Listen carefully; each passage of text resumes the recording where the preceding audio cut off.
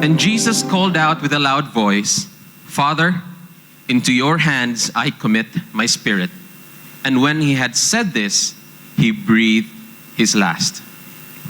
In order for us to understand what Jesus wanted to say here in his last saying, we need to have a full grasp of what Jesus was feeling at this moment in time. Now, I want you to be with me, right? Because this is very important. We want to understand what Jesus was feeling at this time. Put yourself in Jesus' shoes. You see, 15 hours prior and up to this moment that Jesus said this, Jesus had undergone a roller coaster of emotions. He felt agony in the garden. Then the arrest came. He was brought to court. He was insulted. He was slapped in the face. He was spat upon. He was blooded by abuse. He was publicly humiliated. And imagine the disappointment that the disciple had actually denied him that time. Then the morning came. Pilate actually put him up for torture. He was in physical pain. He was tortured beyond recognition. Can you imagine that? Beyond recognition. No one would be able to recognize his face anymore. Imagine the pain that Jesus had to go through. And then he was forced to carry his cross up to that mountain where he was eventually crucified. My friends, at that point in time, at that very moment, Jesus was tired, he was frustrated, and he was in pain. He was in great pain. Now put yourself in his shoes. Imagine. But yet, he also felt fulfilled because he had already accomplished the mission which God had actually sent him to do. So it's just like us in our work now. You know, that sense of relief when we finish a project that costed us weeks or maybe months of sleepless nights and stress. At this point in time, Jesus decided that it was time to rest. Remember, God rested on the seventh day of creation. At the same time, Jesus also decided on its seventh saying that it was time to rest.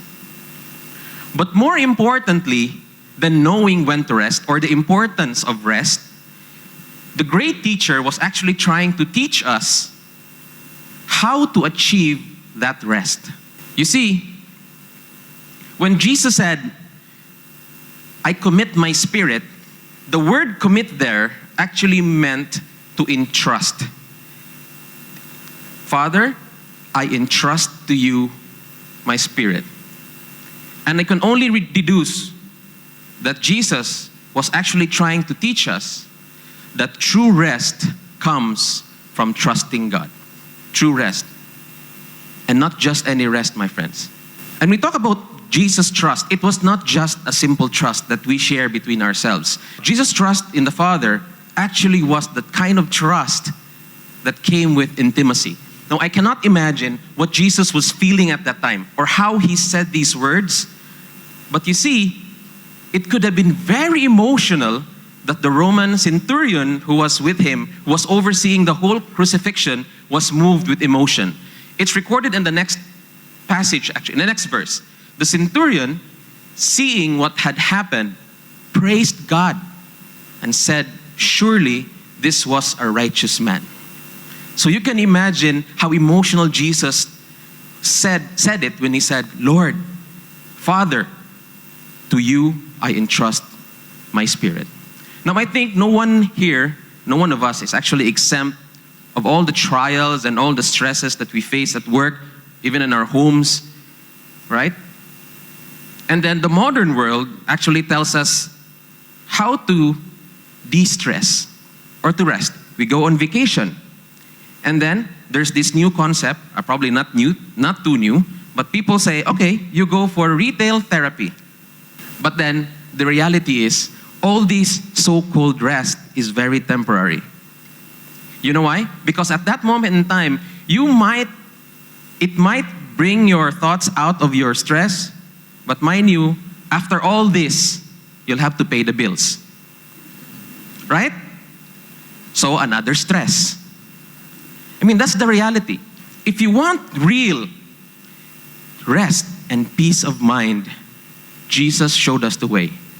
And it's only trust in God. You see, Jesus trusted God with his whole being, not just in life, but also in death. Trust in the Lord with all your heart and do not depend on your own understanding. Seek his will in all you do, and he will show you which path to take. So friends, are you in pain? Are you in physical pain, emotional pain? Di maka-move on? Every one of us is not exempt sa stress, all the stresses of life. But here's a more important question that I'd like to answer you if you are undergoing stress. The question is, have you entrusted your life and your life beyond this life to God? Let us follow Jesus' example. Seek God and do his will. Surrender everything to him. You see, when Jesus entrusted his spirit and his life to the Father, you know what happened? The cross was not the end of him. We all know that God delivered him and raised him up to life. And the same shall it be to all of us. That God will deliver us when we put our trust in him. Then you can rest assured that everything will turn out well and good. Because true rest comes from trusting God.